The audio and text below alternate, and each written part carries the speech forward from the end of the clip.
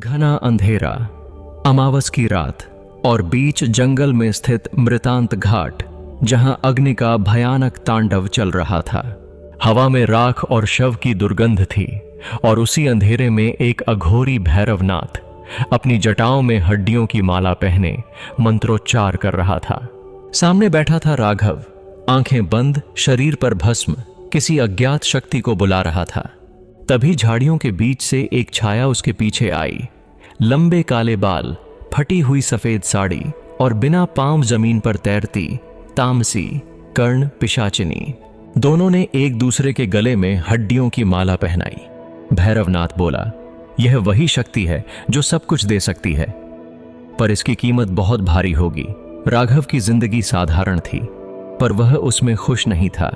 उसकी पत्नी शिला पूजा करती, पर राघव कहता, इन सब से पेट नहीं भरता।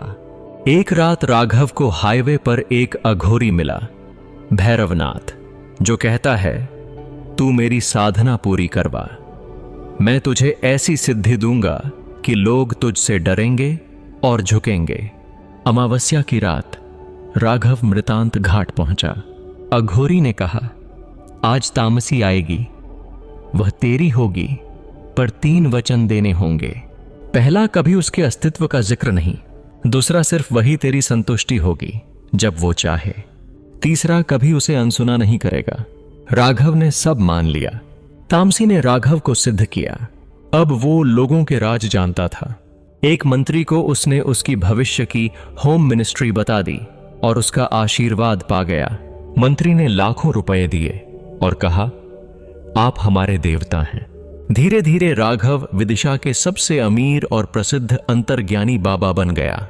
राघव अब शराब पीने लगा, मांसाहार करने लगा और पत्नी शिला को मारने तक लगा। शिला को सब समझ आ गया था। घर से मंदिर हट चुका था और कर्ण पिशाचिनी अब खुलेआम उसके जीवन का हिस्सा बन चुकी थी। एक दिन राघव ने जब दरबार में बैठे युवक को उसकी 2 गर्लफ्रेंड्स का राज बता दिया और कहा, एक मरने वाली है, उसकी संपत्ति तुझे मिलेगी। तभी तामसी उसके कान में कुछ कहने लगी, पर राघव ने उसे पहली बार रोका। तामसी अपने विकराल रूप में आई।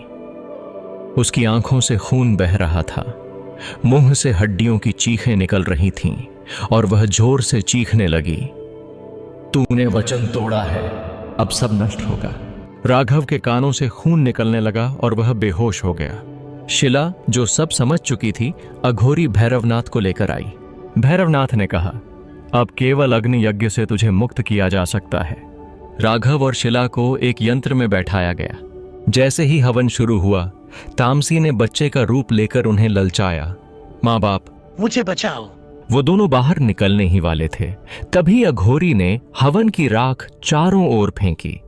तामसी धू धू कर जल उठी। तामसी की चीखों से पूरा गांव दहल उठा और फिर वो भस्म हो गई।